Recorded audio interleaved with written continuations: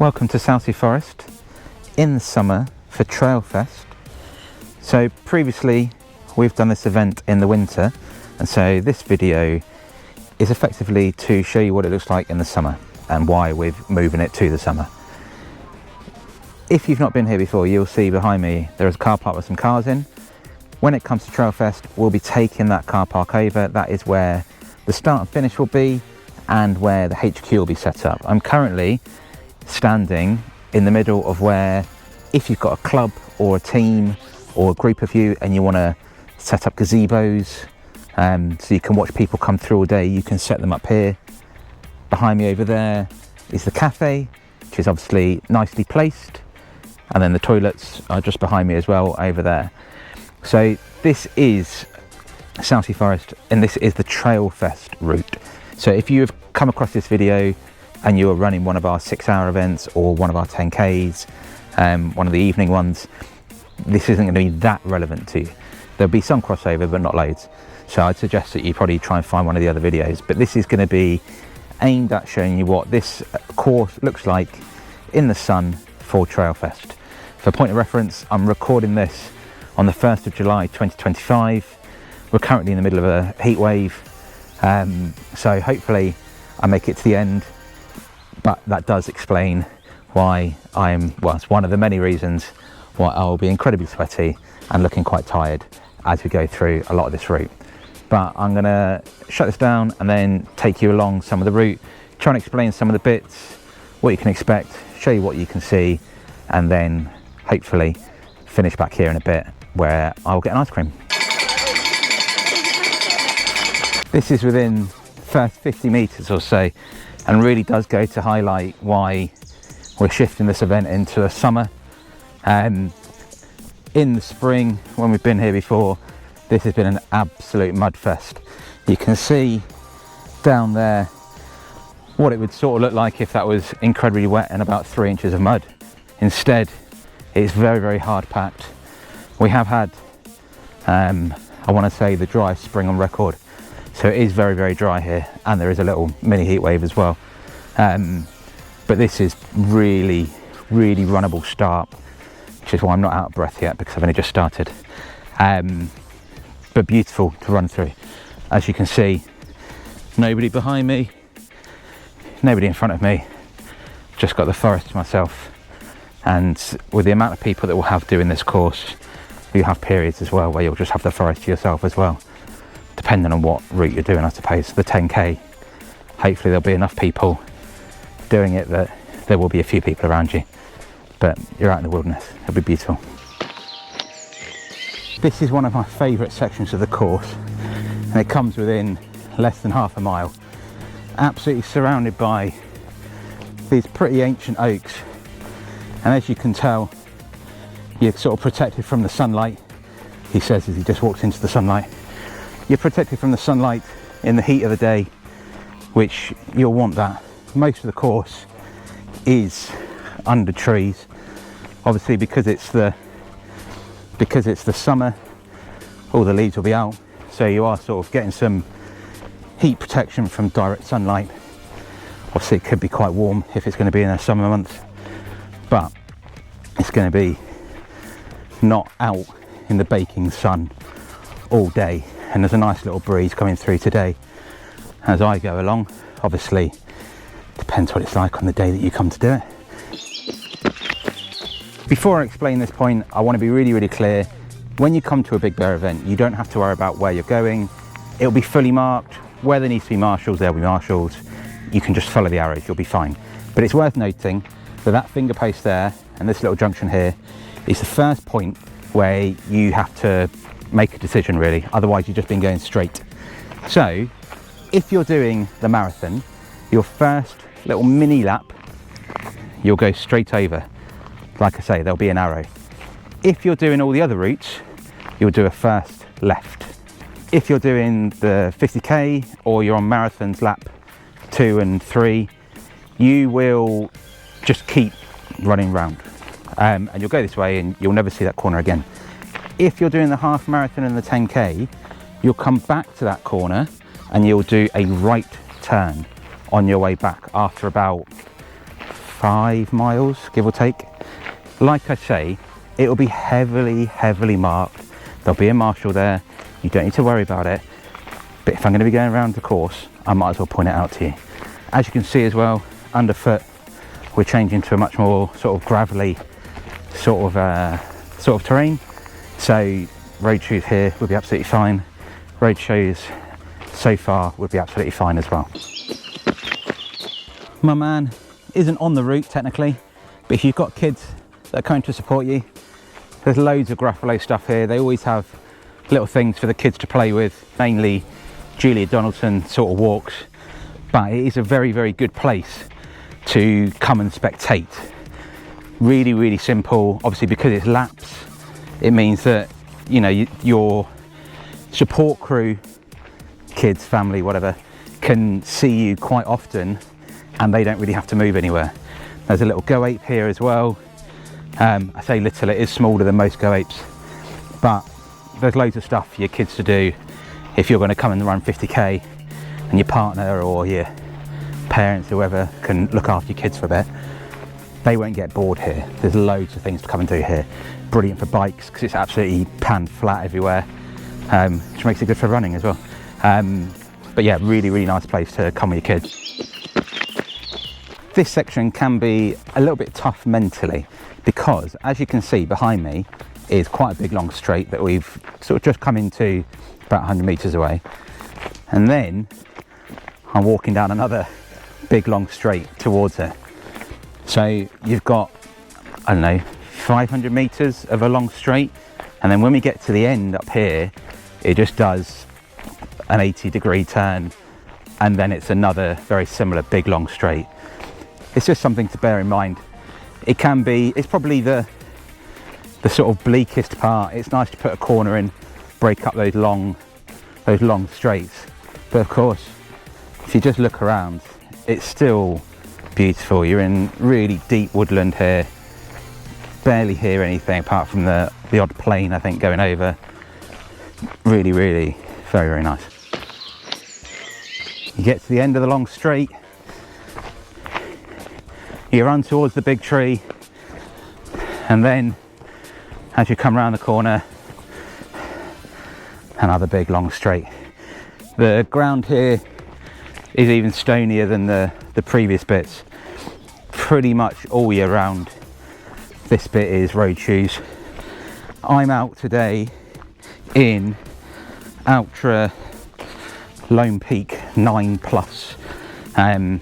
Definitely not needed, but I find them incredibly comfortable and I wear them pretty much everywhere. I do the school run in them, I run on trails like this with them, I'll go anywhere with them. They're just incredibly comfortable shoes, but I don't need the Vibram soles for running here in the height of summer, but they're very comfortable, so that's why I'm wearing them.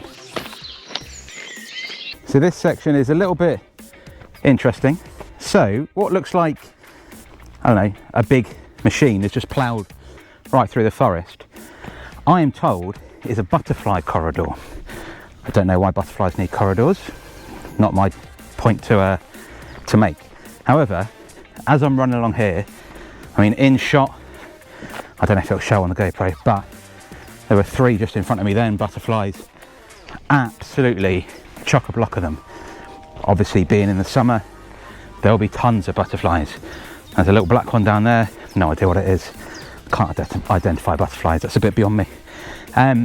But wildlife here, absolutely tons of it. If we don't get somebody spotting muntjacs as we go, I'll be very surprised. There's always deer in here running across. Obviously the earlier people out, we're the ones that will sort of wake them up a little bit, so we might not see them all day. There's always wildlife here. Again, I'll reiterate, you don't need to worry about the course before you turn up because it'll be fully signed, we'll have volunteers everywhere, it'll be obvious exactly where you're going. However, when you get to this point, again, another crossroads, you are going to have come, firstly, from this little bit here, and then on this corner, behind where the barriers are, behind me there, the aid station is going to be, and this is the on-course aid station. So if you're doing the 10k and the half marathon, you'll see this aid station twice on each lap, because what you then do is you're going to go down here, which is where I'm going to take you next. You're then going to do a big loop, you're then going to come back here, and then you're going to go down that bit there. If you're doing the 50k and the marathon, the bigger loop, you'll see this aid station once, and you won't see it all day either, because we will start to pack it away at about lunchtime, because that is the aid station for the half marathon and the 10k runners. So there is another aid station, don't panic, but you don't need 2 aid stations on a 8-mile lap. So this aid station you'll see in the morning, it will start to pack down, but your aid station is only another mile or so ahead. But the half marathon 10k runners, this aid station will be in place, fully stocked, Coke, water, cheese and crackers, cake, everything, until the last runners come through and we pack down the 10k and the half marathon course. So don't worry about that part, but this is where it's going to be. And then once you have gone through the aid station, you'll then start to go along the route here, and this is going to be what you're going to be seeing. You're going to go off the beaten track. You're very, very unlikely to actually come across anybody, even on a Sunday when it is a lot busier here than it is on a hot Tuesday that I'm running. Even at the weekend, these sections out here get very, very few people, so you will get the trails to yourself pretty much. This section in the winter is an absolute mud bath. If I can find it, I'll cut in some imagery and some video of coming through here in the winter. It is normally ankle deep mud, absolute slop, going all over the place, which is why there's all bits of wood in here for people who have made little bridges. But in the summer, beautiful, beautiful and runnable. I didn't even realise there was concrete there, because I've never seen the concrete. It's always been covered in water and mud. And then as we come out onto the straights here, again, absolutely just a completely different beast to be taken on. This is an incredibly fast course. This section here just looks completely different to when we've been here in the winter. It's just like night and day. Absolutely bone dry underfoot. You can feel the surface is very rutted, because obviously during the winter everybody's coming along making great big footprints, hoof prints, whatever it is, to sort of I don't know, make it tricky on the ankles a little bit in the summer. But if you keep running, you'll be able to get through it. Depends what you like really, but a lot nicer running on this in the summer than it is plodding through it in the winter, in my opinion. This is a little crossover that you do of the route. So you'll have just come past the aid station, and effectively, if you're doing the 10k and a half marathon, you do a figure 8. So the aid station is down there, but what you do is you go straight over, and then you do the top half of the 8, and then eventually you come back along there, all the way down there, and you get back to the aid station. As I've said multiple times now, you do not need to worry about where you're going. I'm just explaining it so you've got a bit of an idea as to where these clips are on the journey. Otherwise it's just a load of clips of a man running around the woods, which isn't really the point. The point is to try and show you what the route is like. You can see the difference in the clips between what it's going to be like in the summer and what it was like in the winter. I really can't emphasize the difference. If you're not twice as quick on this section as you are in the winter compared to the summer, I think either you absolutely ploughed through it in the winter, which makes you a bit of a hero, I guess, or you really don't like rutted terrain in the summer. Either or, I guess, but I think this is a vast improvement doing this in the dry months. This is the point where the routes split. You come out of this nice long straight of grass, and then on this post here and in these trees here will be arrows. If you're doing the 10k and a half marathon, you'll be going that way. If you're doing the marathon and the 50k, you'll be going this way. The arrows will be out. It will be really, really, really clear, but that is where the route splits. So these bits now, the next few moments, will be for the 50k and the marathon route only.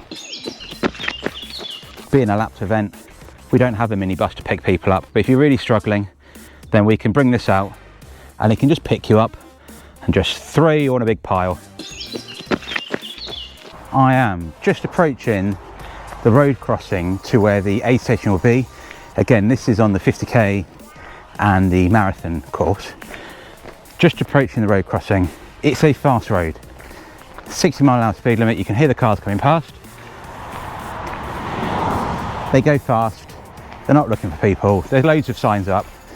We'll have caution runner signs as well, but they're not looking for people. So you need to stop, look, listen, be sensible. The 2 seconds you have to wait for the car is better than not going home to your family and kids. It's just not worth waiting. See, being a good boy and waiting. When you do cross the road, it is then a noticeable change. You get into a lot more single track, which I'll be showing you in a moment. And then in this car park that's just behind me, you'll be met by the aid station for the 50k and the marathon runners. So this aid station will be open all day until the last runner comes through. Like I've already mentioned, the other aid station that would have gone past about a mile ago, that one will shut down at the end of the half marathon. The longer I film, the more of a mess I become. As I've mentioned, it's one of the hottest days of the year and I'm unfit, so that is the main reason that I look like this. But as you just come out of the aid station, only about 100 meters or so down, you then come into the SSI, which is a beautiful section, lots and lots of little single track, narrow paths, and yeah, a real highlight of the whole route.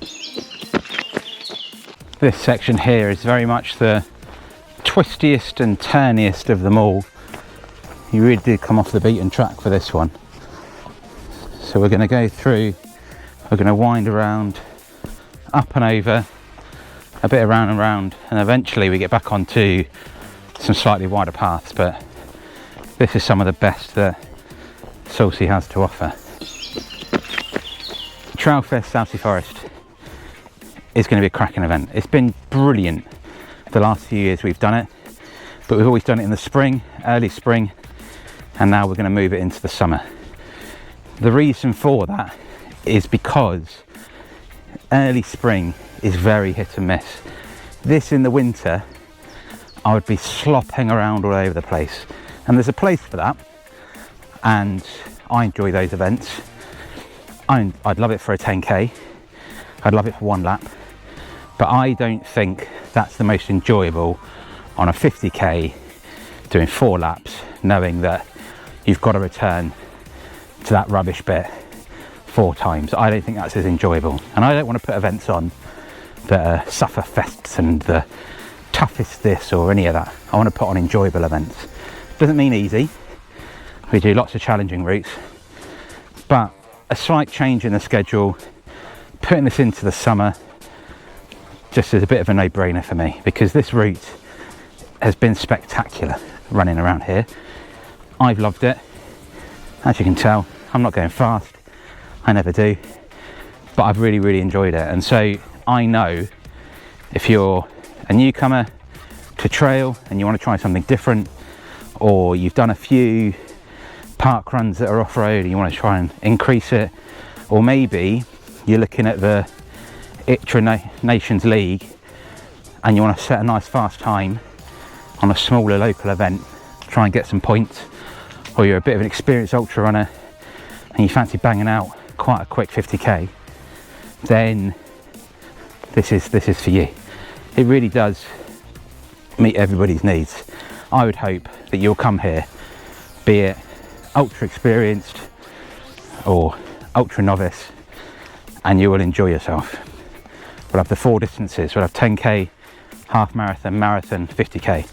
Depending on what distance you're doing, slightly changes the laps that you do and how many you do.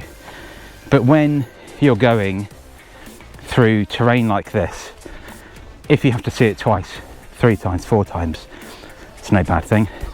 There's no bits here. There's no industrial estate.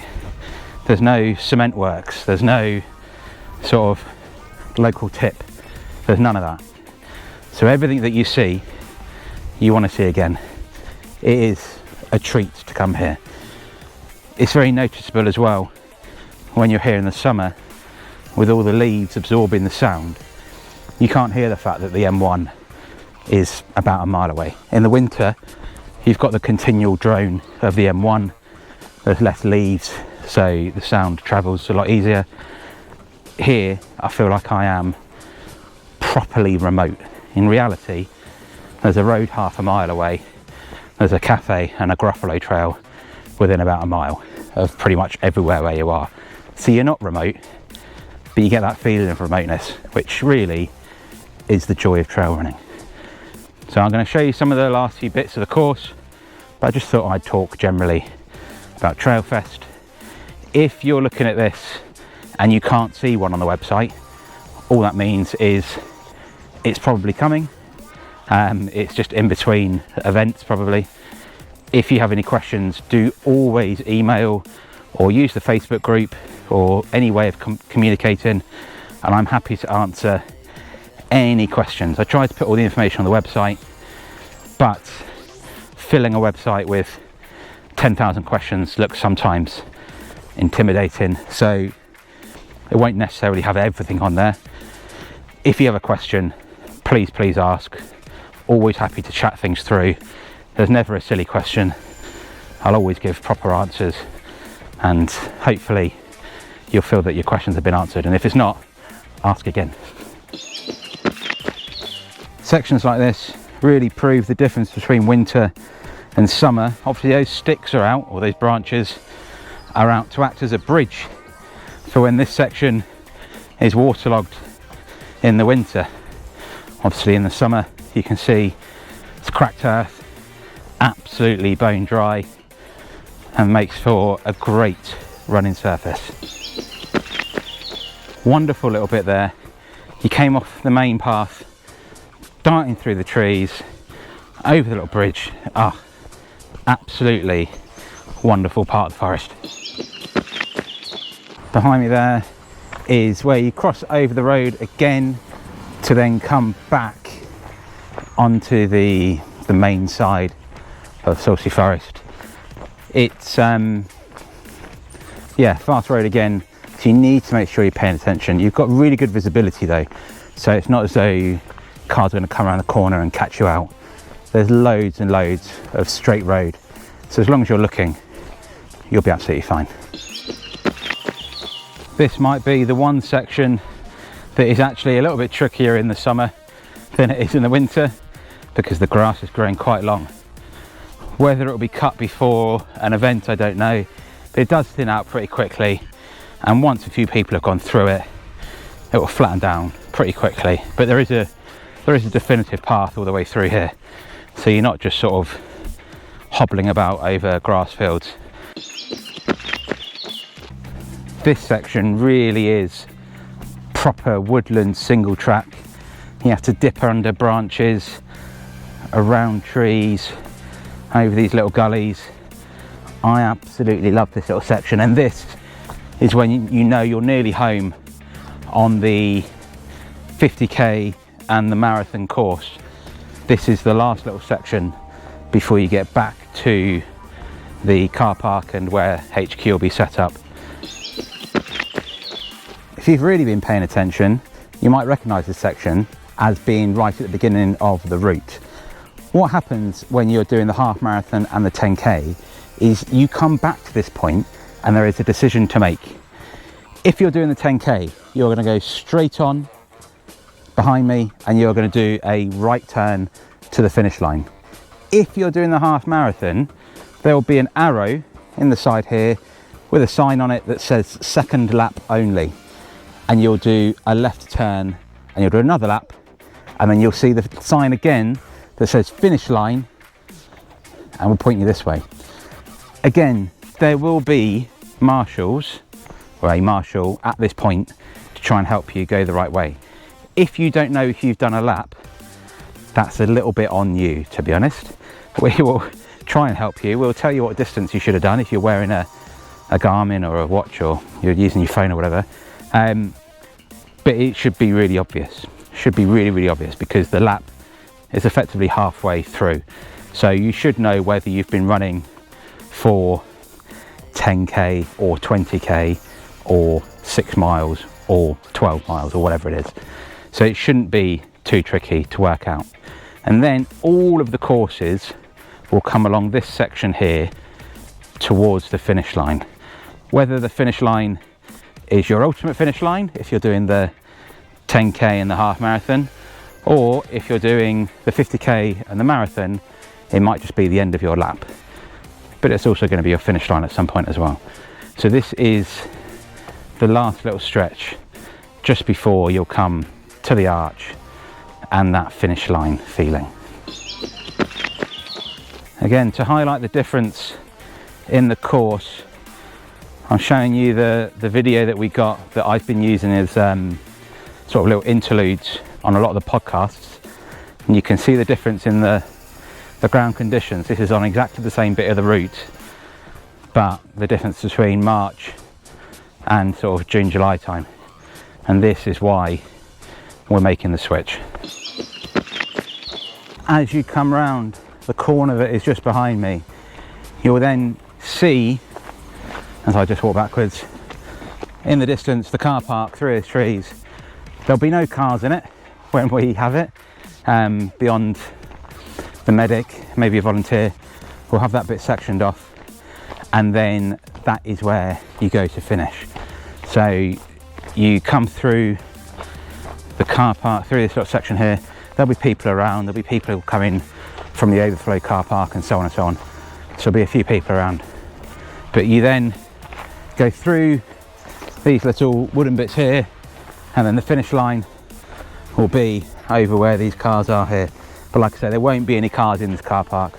This whole section we blocked off. We'll have all our timing kit, we'll have all the gazebos and marquees or whatever set up, and that is where our event will be. And then if you're doing the marathon or the 50k, you'll then go around the car park and you'll go out where those green flags are behind me. If you want to go to the toilet, you can go to the toilet. If you want to go to the cafe, you can go to the cafe. If you want to just sit and cry for a minute, you can sit and cry for a minute. And if you're really a bit crazy, you can go to the playground. And that is a summary of our TrailFest Salcey Forest event. It's filmed like this, so you've got some good filming of what it looks like in the summer. As I said at the start, this was filmed in the middle of a mini heat wave on July the 1st, 2025. So the forest is an active forest. It's managed, things are cut down, paths are changed, rarely, but it does happen. But it will look different the day that you come, because the forest is a living place. If it's been wet, it'll look different. If it's been dry, it'll look different, so on and so on.